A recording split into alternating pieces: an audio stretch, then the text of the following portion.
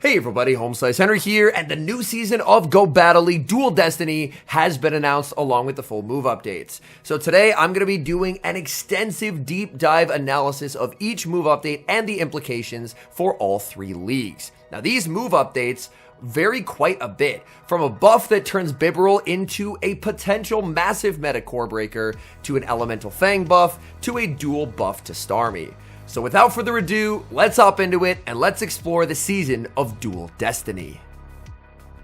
The first change we'll be taking a look at is Ice Fang. Ice Fang, the fast move, is getting better energy generation in the new season, which means Ice Fang users can get to their charge attacks more quickly. Now this change in all likelihood is going to be a +1 in energy generation, taking it from 2.5 energy per turn up to 3 energy per turn, making it a counter clone. It could also get a 2 energy increase, taking it up to a Sucker Punch clone, but I find that very unlikely, and the sims that I'm going to show will explain why. First up, let's take a look at the Great League implications of increasing the energy generation for Ice Fang. The first one we'll be taking a look at, of course, is Shadow Drapion, already a top tier meta threat with its current moveset of Poison Sting, Aqua Tail, and Crunch. But what can it do with Ice Fang? Here I'm going to be simming Ice Fang with a +1 energy generation. No, as you see, Ice Fang 1 and Ice Fang with +2. So let's take a look at the sims, and to start off with, it looks like there is actually a slight improvement here with the Ice Fang Drapion that is +2 energy generation, whereas the Ice Fang +1 energy generation does generally perform worse than Poison Sting. But that is just a zero shield scenario. We can also take a look at the ones, and in the ones, a pretty similar story, where Ice Fang +1 energy generation is still inferior to the Poison Sting, but Ice Fang +2 does better. Let's take a look at the twos, and oh my goodness, the difference here. Ice Fang, if it gets a +2 energy generation, makes Shadow Drapion dramatically better in the twos, beating Charjabug, Chestnut, both movesets of Clodsire, Diggersby, Guzzlord, Jumpluff, Licky Licky, Malamar, and Mandibuzz, with only a few drops, such as Feraligatr. We next move to Arctibax, another Pokemon that has some pretty okay meta play across the board. Arctibax is also a Pokemon that can learn Ice Fang, but currently it runs Dragon Breath. Dragon Breath is an amazing fast move, so it's going to be hard to do much better than that, but we're still nevertheless going to be simming the Ice Fang +1 energy generation and the Ice Fang +2 energy generation. So right off the bat in the zeros, look at the difference. If Ice Fang is +2 energy gen, that's a huge buff for Arctibax. We will also check out the One Shield as well, and in the One Shield, a similar story to the Shadow Drapion. If Ice Fang is +1 energy generation, it's worse than its current fast move. If it's +2, it ends up being an improvement. New wins, and on top of that, a positive overall average. And now let's take a look at the 2 Shield here. The 2 Shield for Arctibax. Arctibax with Ice Fang does sim ever so slightly worse, but picks up some very interesting wins, including being able to beat Azumarill in the twos. So for the Great League, Ice Fang +1 energy generation, these mons are better off with the current moves. Ice Fang +2 would be a buff. Now let's take a look at the Ultra League implications of an Ice Fang buff. First off, let's take a look at Ice Fang Shadow Drapion in the Ultra League. Now, Drapion is strong and great, but where it truly shines is in the Ultra League. And right off the bat, look at those new wins. Dragonite, Guzzlord, Moltres, Virizion, and Zygarde. That's if it's +2 Ice Fang. +1 Ice Fang, still an improvement though overall, as it picks up some nice wins. As we move to the One Shield, it's going to perform pretty similarly. If it's the +1 Ice Fang, the +2 Ice Fang is going to sim quite a bit better at 18 and 13. But this next sim in the twos is why I don't believe they're going to do +2 Ice Fang. And that's because Shadow Drapion with +2 Ice Fang goes 21, 9, and 1 against the meta. And that is a win rate that I find is kind of unsustainable. Picking up wins over Annihilate, Giratina, Zygarde, and we do see the +1 Ice Fang does actually sim worse. Next, let's take a look at Shadow Feraligatr. Now, Shadow Feraligatr currently runs Shadow Claw, but it does also learn Ice Fang. So let's double check and see if it is going to be an improvement. My guess is it's not going to be an improvement. Right off the bat, +1 Ice Fang seems quite a bit worse. You're dropping a lot of matchups that you're used to winning as the Feraligatr. The Ice Fang +2, though, seems about the same. A similar story in the 1 Shield. Ice Fang +1 energy, quite a bit worse. Ice Fang +2, pretty similar overall. Some new wins, but overall less flexible play. And in the 2 Shield, it looks like both of the Ice Fang variants sim worse than the OG. So overall for Feraligatr, you're probably going to want to stick it out with Shadow Claw. The next one we'll be taking a look at is Suicune. Suicune currently runs Snarl as its fast move, but of course it also has Ice Fang, so we'll be simming the Ice Fang +1 energy and the Ice Fang +2 energy. So for the 0 Shield, right off the bat, the regular Suicune is simming better even with +1, and its average is over 500, which is quite nice. The Shadow is actually simming a little bit worse, but the regular is picking up some extra wins, which is very nice.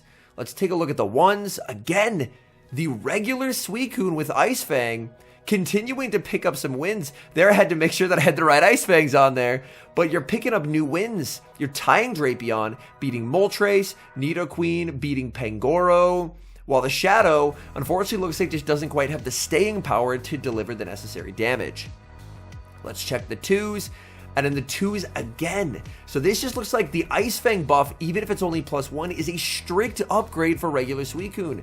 In the 2s, you're beating Dragonite, you're beating Golurk, Guzzlord, Mandibuzz, Moltres, and Giratina. So overall, it looks like a nice buff to Suicune. It won't be top meta, but it should be usable. Next, we are going to talk about the Master League implications of the Ice Fang buff. And man, I am excited for these ones because, as y'all know, I'm a big fan of Master League. The first Master League implication we will take a look at is Baxcalibur. Baxcalibur currently runs Dragon Breath, but we're going to be simming Ice Fang +1 and Ice Fang +2. And I actually forgot to put Ice Fang +2 on the third Baxcalibur, so I'll get to adjust that really quick. Let's take a look at the 0 Shield, and instantly this is looking so much better.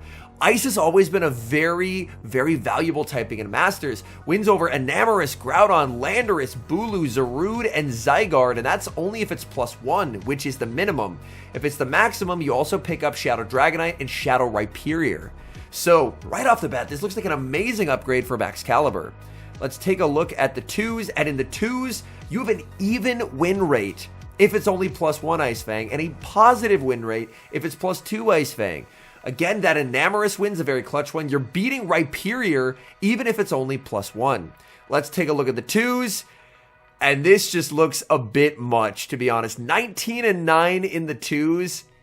This is, again, part of why I think it's unlikely Ice Fang will be +2, because there's some Pokemon that have very powerful win rates in the 2s if it is the +2. But even if it's +1, it's still 17 and 11.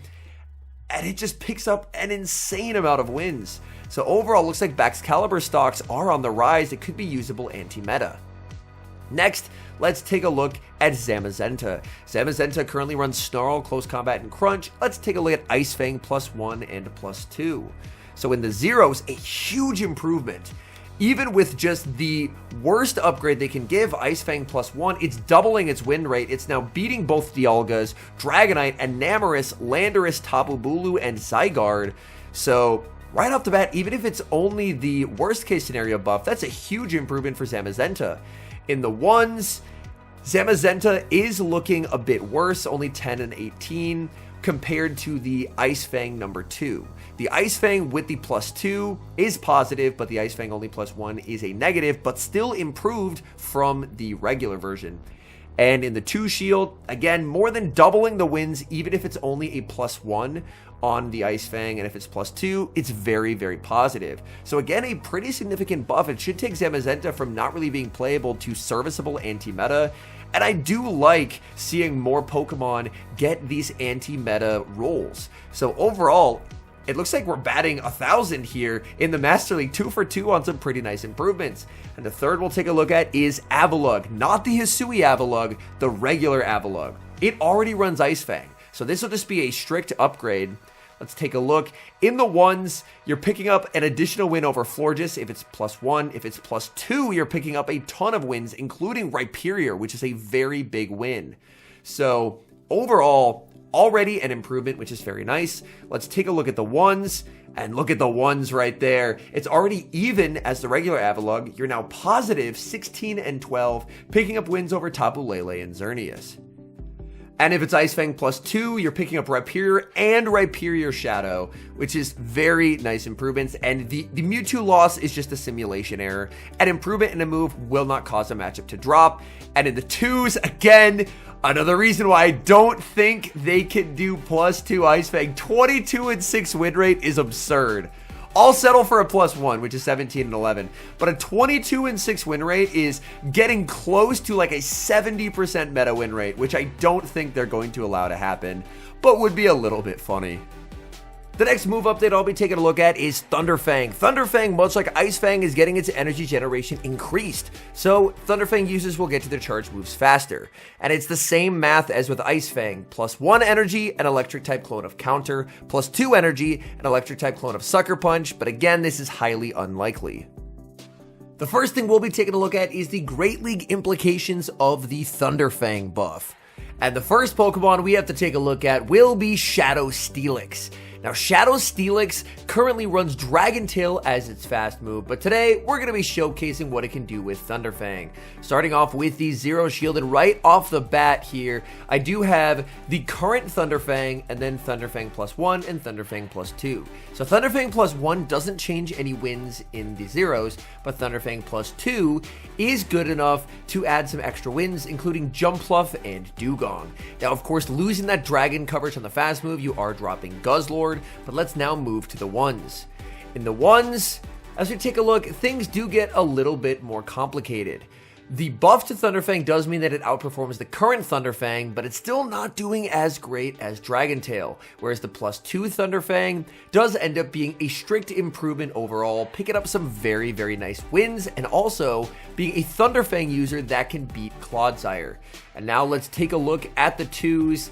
In the 2s, again, Thunder Fang +2 is boasting over a 66% win rate, including, again, beating Clodsire despite being a Thunder Fang user. So again, I think it's unlikely we'll see +2.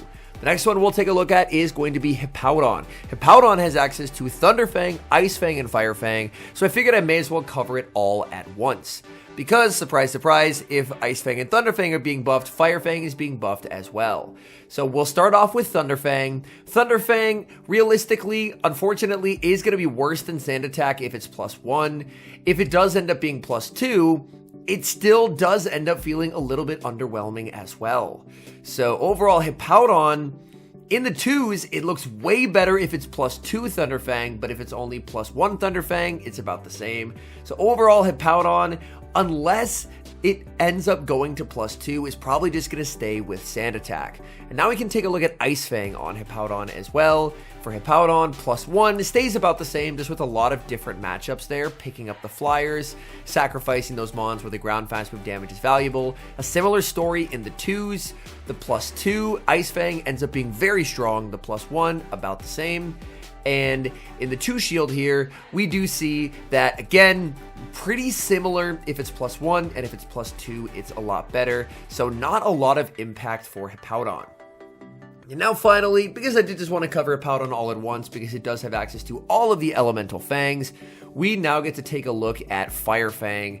And if Electric and Ice didn't do a lot for it, Fire Fang is going to do even less. It's way worse with +1 Fire Fang, and with +2 Fire Fang, it only ends up being slightly better. Very similar story in the 1 shield as well. You're picking up like Abomasnow and Sandslash, but now you're losing to stuff like Talonflame that you beat previously. And in the 2s, a very similar story. So overall, Hippowdon, unless it's +2, probably just going to stick with Sand Attack.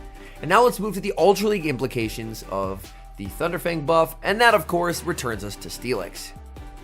I have the same moveset queued up now in the Ultra League, and right off the bat in the Zeros, it's a pretty similar performance. Thunder Fang performance slightly worse if it's +1, +2 about the same, but now we can move it over to the 1 shield. In the 1 shield, again, a pretty similar vibe where Thunder Fang +1 is underperforming Dragon Tail, Thunder Fang +2 is overperforming Dragon Tail, including picking up some pretty nice wins here, like beating Talonflame, which is a very nice get for a Steel type, and being a Thunder Fang user that can beat Venusaur. So we take a look in the twos. In the twos, pretty similar performance. Thunderfang +1 to Dragon Tail. Thunderfang +2 outperforms. So in the Ultra League, to me, it's a lot less clear. I think Steelix will probably stay with Dragon Tail, but Thunderfang could be an interesting side grade. There's not really Master League implications for Thunderfang, so next we'll move to Fir Fang. For Fir Fang, to me, the only Great League Pokemon worth looking at is Mawile, and then after that, we'll get to the Master League implications, which honestly look extremely exciting. First, we'll take a look at the Great League, and that means Shadow Mawile. Now, Shadow Mawile, it's barely run at the moment. It's pretty bad, but if you do run it, you can either run Fairy Wind plus double Nuke Moves, Iron Head Play Rough, or Astonish, Power Up Punch, and Play Rough. I figured since Astonish, Power Up Punch, Play Rough will have the closest play style to what Fir Fang would, we'll sim these two against each other. So Fir Fang +1, very similar. You're picking up stuff like Jump Pluff, Sand Slash, and Wigglytuff, but you're dropping matchups where having Ghost damage is very helpful. But if it's a +2 Fir Fang, then it ends up being a pretty significant buff. Now on to the One Shield. In the One Shield, it actually looks pretty similar to Astonish across the board. Ever so slightly better with Fir Fang +1, but overall, you're not doing a whole lot of difference. And in the twos are where the Astonish variant is actually outperforming. Even Fir Fang +1 performs a lot worse than Astonish. Now we get to move to the fun stuff, which is Master League and Reshiram. Reshiram currently runs Dragon Breath, which is a great fast move. But today, it's going to be running Fir Fang +1 and +2. This thing shares the same stats as OG Dialga, and right off the bat, Fir Fang in the zeros looks to perform a lot better. You sacrifice Dialga and Zygarde, but you pick up the fairies, Enamorus, Tapu Lele, Togekiss, Xerneas, and Zacian. So it does allow it to compete in a pretty interesting way.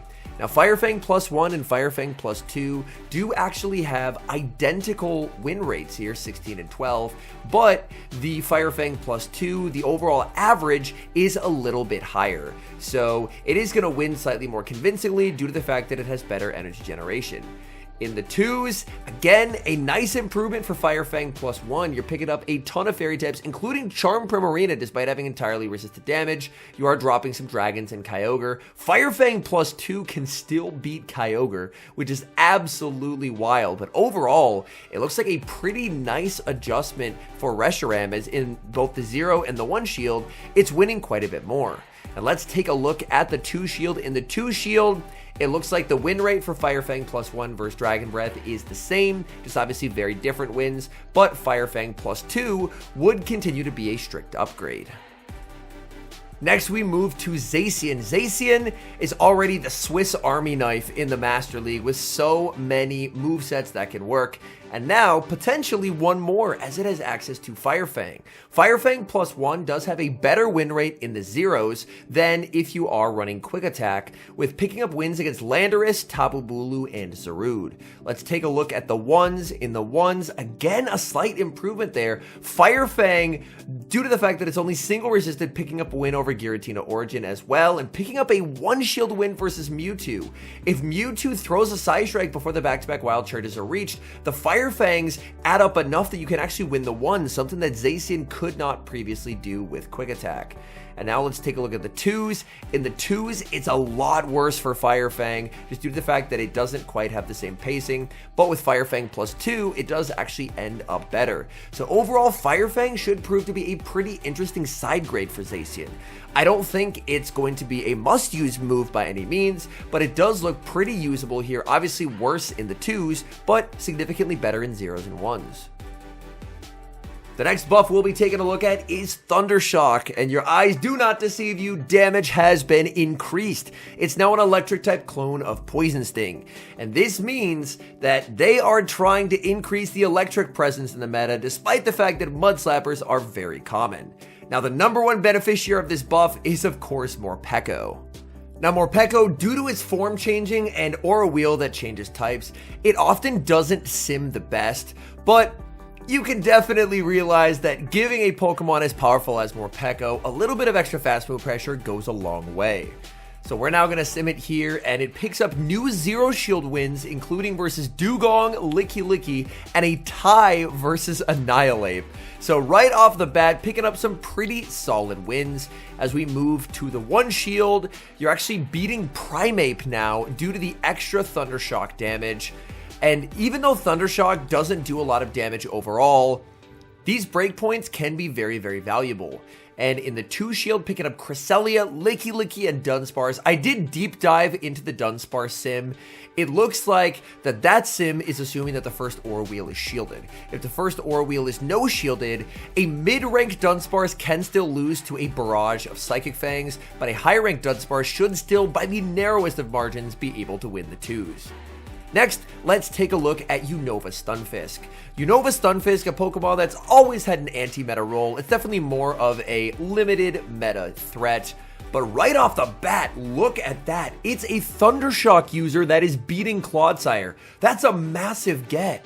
And now, as we take a look at the breakpoints, we see why. You go from doing 1 damage per Thundershock to 2. So you're doubling the amount of fast move damage in the matchup, and that's what causes it to flip. Also picking up non-Shadow Feraligatr and Licky Licky. And now in the 1s, you're beating Ariados, you're tying Azumarill, again you're beating Clodsire, and you're beating Shadow Feraligatr. This to me feels like a complete diamond in the rough. Like granted, that 1 shield win rate isn't the greatest, but overall, this is picking up some pretty nice meta-relevant wins that I was not necessarily expecting. And now, this Pokemon I'm purely including because I really like the Pokemon Zapdos. Is it the greatest Pokemon ever? No. But Zapdos is my boy, so I'm definitely going to be simming it. And Zapdos is now able to pick up a 0 shield win versus Shadow Feraligatr, a 0 shield win versus Toxapex as well, and look at all those extra Thundershock breakpoints that it gets. So again, not a lot of damage change. I believe the base is from 3 to 4, but it still causes a pretty significant change. In the 1s, able to pick up regular Feraligatr and Superior because you're actually able to Thundershock it into Drill Peck range. And now, in the 2 shield, you are picking up Dunsparce and Superior. The Dunsparce one is one that I have a lot of trouble believing, so I actually do end up clicking on it, and it turns out that with a double Drill Peck bait into landing a Thunder, Zapdos Shadow can actually now beat rank 1 Dunsparce, which is definitely not something that I would have ever expected to see. The next meta update we'll be taking a look at is for Bibarel. Bibarel finally gets a competent fast move. It gets access to Rollout, which should set it up great as a meta core breaker. Now let's take a look at these sims. For reference, I have the OG Bibarel with Water Gun, a regular Bibarel with Rollout, a Shadow Bibarel, and a Purified Bibarel versus the Open Great League meta. Let's take a look at the zeros, scroll all the way over, and right off the bat, this is very improved from what it was.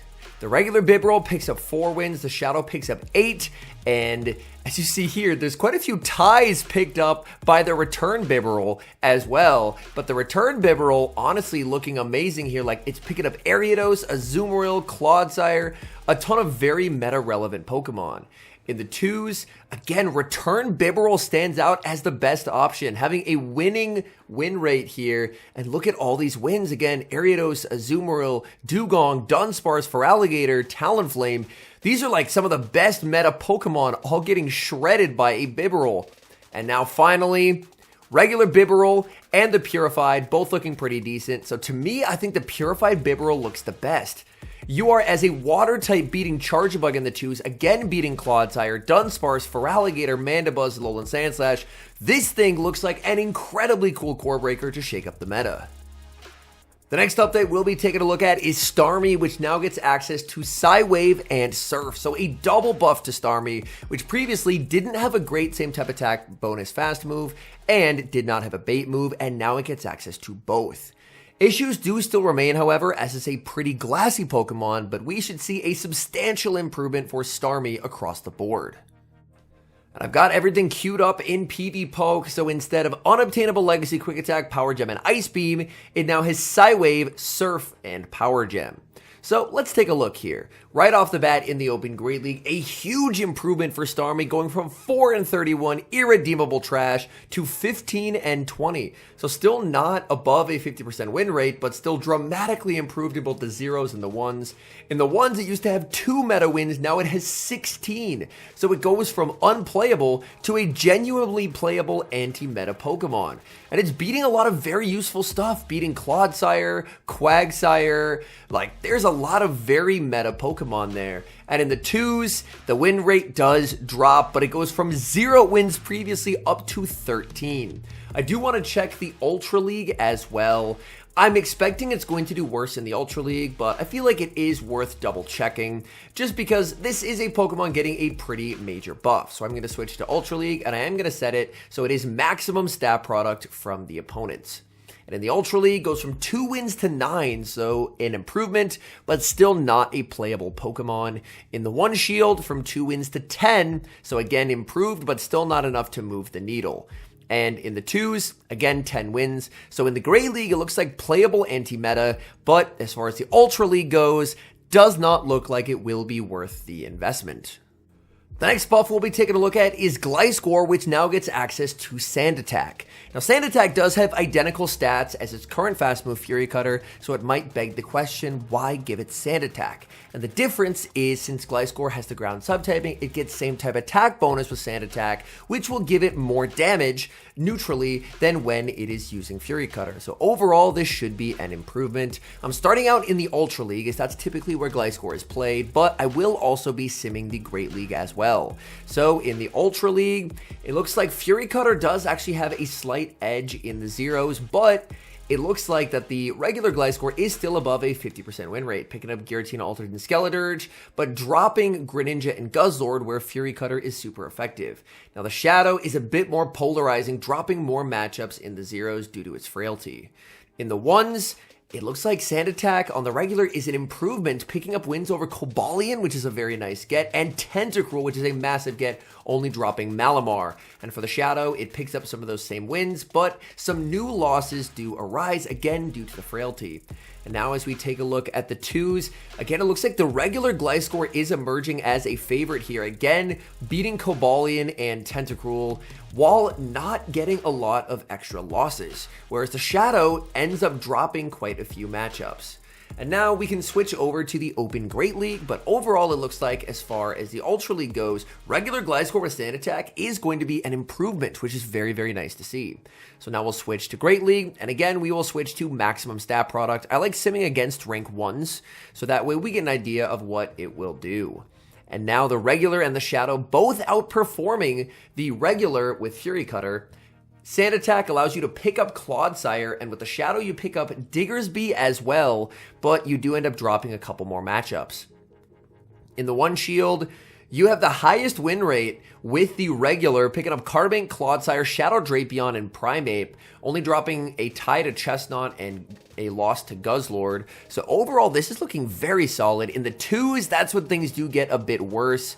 You do pick up a lot of wins compared to the regular with Fury Cutter, but still not at 50%. But overall, it looks like GLcore is pretty solidly improved in both leagues with Sand Attack. So this is a very nice change, and it'll help bring a bit of a ground flying presence back to those metas.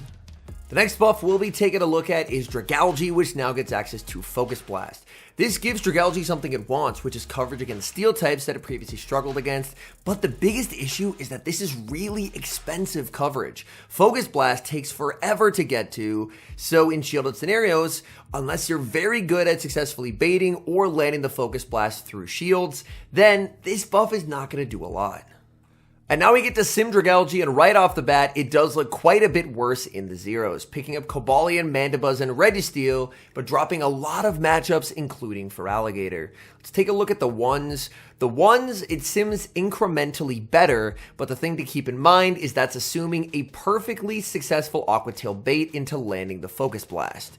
And in the 2s, again, it sims incrementally better, but overall, you need perfect baits for Focus Blast to work, so for me, I don't see it having a high success rate. The next buff we'll be talking about is Ice Punch, which now gets 5 extra damage, going from 55 base power to 60. This now means that Ice Punch is an Ice-type clone of the move Mud Bomb, which is a pretty solid move, having 1.5 damage per energy. So overall, this is a pretty nice change, as Pokemon that rely on Ice Punch now get a little bit of extra closing power. The first Pokemon we'll be taking a look at with Ice Punch is, of course, going to be Alolan Sandslash. Alolan Sandslash, already a top meta pick for the Great League and for the Ultra League. Now it gets 5 extra damage with Ice Punch. As you see, it does allow it to beat Diggersby in the zeros. The loss to Cresselia is just due to a simulation error. Adding extra damage to a move will not cause you to lose a matchup. And now we do end up moving to the ones, and in the ones you pick up Shadow Marowak, which is genuinely a really good get, as well as Chestnut. Chestnut has fallen off quite substantially, but the Shadow Marowak is honestly a really impressive win for the regular Alolan Sandslash. And now let's take a look at the 2s, and in the 2s, you are able to pick up Licky Licky due to the fact that you do have that slightly improved damage. And now I do want to check the Ultra League as well for the Alolan Sandslash, as of course Alolan Sandslash is going to be very strong in that meta as well. So we are going to set it to Ultra League. Again, we're simming everything against rank 1s, because that's typically what I assume people are going to have. In the zeros, you actually pick up Golurk with the new Ice Punch. And again, the Licky Licky loss is just due to a simulation error. You actually pick up Licky Licky in the ones, so not a whole lot changing despite the extra damage. And the 2s, again, you're picking up Licky Licky, so incremental improvement for Alolan Sandslash, but it should perform virtually identically to what it does this season. And now we'll take a look at a fun pick that is doubly buffed, and that is Electivire, with Thundershock getting a buff and Ice Punch. And in the zeros in the Ultra League, it's picking up Ampharos and Virizion. So off to a bit of a promising start, averaging around 500, but still a negative win rate. In the ones, that's unfortunately where the bottom falls out, and Electivire just cannot really compete. I am interested to see what it can do in the Great League. That's something that I do want to try myself, but as far as the Ultra League goes, it's not looking particularly promising. Now, Thunder Punch is getting the same treatment as Ice Punch, +5 in terms of base damage, but Thunder Punch is on some useful Pokemon like Goodra, so we're going to run some sims. Goodra notoriously sims extremely poorly, like 6 in 28. It never plays that badly, but it does show an improvement as far as the zero shields go, so there are some matchups that can be improved with a little bit of extra Thunder Punch damage. But Goodra is realistically a Pokemon where you do like to shield twice, let the Dragon Breath add up, and then slowly chip away with those not very hard hitting charge moves over time. In the 2s, you are able to successfully pick up Mandibuzz due to the extra Thunder Punch damage, so an incremental improvement for Goodra, but not necessarily a massive one, so Goodra should retain more or less a pretty similar role. Now let's take a look at Shadow Typhlosion, which also has Thunder Punch. Shadow Typhlosion in the zeros can now beat the rank 1 Shadow for Alligator, whereas previously the rank 1 for Alligator could barely hang on. Now it will actually get knocked out. Let's take a look at the ones, and in the ones, there's no changes. So the matchups do maintain basically identical matchup performance, and in the 2s, you're able to pick up Shadow Alolan Marowak, but Alolan Marowak is not a meta-relevant Pokemon. So more or less, this change, the Typhlosion, is going to pretty much do exactly what it did in previous seasons.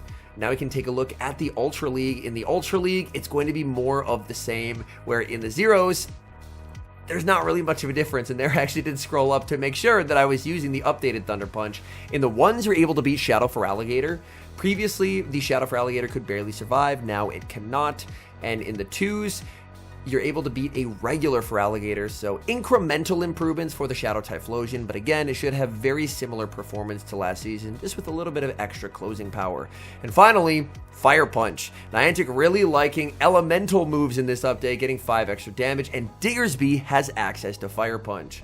So we're going to be taking a look here at the Open Great League meta to see what changes happen when you give an extra 5 damage to Fire Punch, and the answer is not a whole lot. There's actually 0 new wins in the zeros, 0 new wins in the ones as well.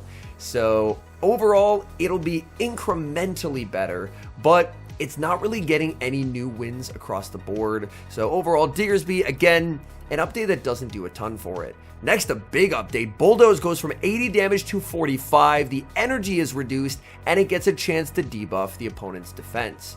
So this is a massive rework, and the Pokemon that's going to benefit from this is Zygarde. Zygarde has Bulldoze. We're assuming Bulldoze will be either 45 or 40 energy. Bulldoze 1 assumes it's 45. Bulldoze 2 assumes that it's 40. And taking a look at the zeros here in the Ultra League, there's not a change. But in the ones, Zygarde is actually able to beat Registeel due to the cheaper and more consistent ground damage, but it does have some losing matchups. And in the twos, it looks like if it's 45, it's just strictly worse. But if it's 40, you actually pick up Cobalion, Pangoro, Tentacruel, among others. I do want to also sim the Master League, because of course that's where Zygarde is at its strongest. And in the Master League, in the zeros, you're picking up Shadow Rhyperior in exchange for dropping Dawnwings and Duskmane, because this Zygarde is running Bulldoze and Outrage. Let's take a look at the one shield, and in the one shield, looks like regular Rhyperior turns into a tie from a loss, and if it's 40 energy Bulldoze, then Rhyperior just straight up loses that matchup. The twos are where genuinely I got very disheartened, because I have been long in the belief that Zygarde should get a nerf, and this just looks like it's better. Zygarde now beats Dialga, Origin, and the regular in the twos straight up. And if it's 40 energy, it also adds wins versus Rhyperior and Solgaleo. And finally, Rage Fist, the only nerf of the patch, its energy cost is increased. And my question is, why do this? You added Rage Fist a couple weeks back. Neither Primeape nor Annihilape are broken. They're just playable Pokemon, but suddenly Rage Fist is going to be more expensive. My guess is they're changing it to 40, so that's what we'll be simming.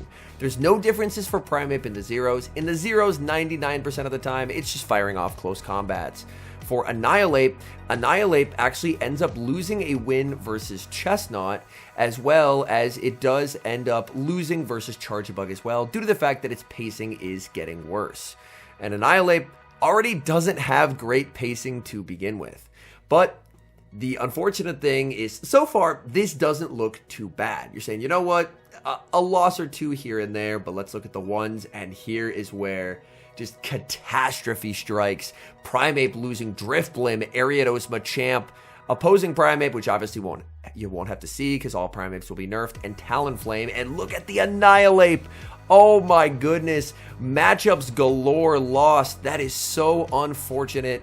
And in the twos, Primeape again can no longer beat Azumarill and Cresselia in the twos. And honestly, for a Pokemon that's that glassy, I liked the fact that it could almost flip the script a little bit with regards to its typing. So definitely a change that I'm not the happiest about. And now, in conclusion, let's talk about the Dual Destiny update. Overall, obviously, it's not nearly the size of the update that we received in September. Those September updates are always going to be the biggest updates that we get throughout the course of the year. I do think there is some good stuff in here. Rollout Bibal looks to be a very interesting meta core breaker. Sand Attack on Gliscor should help it have a bit more play as well. And some of these changes to the Fangs and to Thundershock, I think will actually produce a very fun meta. However, the change that I'm really not a fan of, again, is going to be that Rage Fist nerf. I just think it's completely unneeded. I really hate the fact that they brought something, they made it very good, people invested in it, myself included, and now it's just worse. That's never a great feeling, so it does kind of leave a sour taste in the mouth to end it. Overall, I do think these meta updates will offer a bit of variety, but at the same time, they will continue what's so far been a very strong and healthy meta since September. So I'm glad they aren't entirely blowing up the meta, because I feel like the meta is in a pretty good place overall. To me, it feels like they had one goal when it came to these season updates, and that is to indirectly nerf Feraligatr. Feraligatr, of course, is a terrific Pokemon. It has basically no hard counters, and it's very flexible, meaning that if you're not in switch advantage, but if you have an energy or shield advantage, you can often win courtesy of Feraligatr, which is objectively a very good thing. and they've understood this, and they're not looking to directly nerf it. However, by doing things like a Thundershock buff, giving rollout to Bibal, buffing Fir Fang, it looks like they are slowly trying to add additional Pokemon that can fight back against Feraligatr. Now, Bibal, of course, is a complete wall to Feraligatr, so Feraligatr gets completely shut down by that beaver, but overall, I do like the way that they're approaching it in terms of, I think nerfing Feraligatr itself would be a very big mistake, as Feraligatr is one of the things that helps make the meta a lot less alignment dependent because of its extreme flexibility. So just adding a couple more checks to Feraligatr, but still allowing it to mainly do what it does. Overall, from this move update, I think I would give it a solid B. It's nothing incredible to write home about, but there's some fun changes. It should make for an enjoyable experience across the board. The changes are a bit more Master League focused than I honestly expected, and I'm very excited because I have a lot of those Master League mons that I was taking a look at built. So overall, very excited to test those out. And let me know down in the comments, what are your initial thoughts after watching through? And if you did get to this point, thank you so much for watching. This has been, what, probably 45 minutes at this point of yapping. So if you made it this far, big thank you. And a special thank you, as always, to our members here on YouTube. The support guys provide is sincerely appreciated. So thank you guys oh so very much. And until next time, I've been HomeSliceHenry.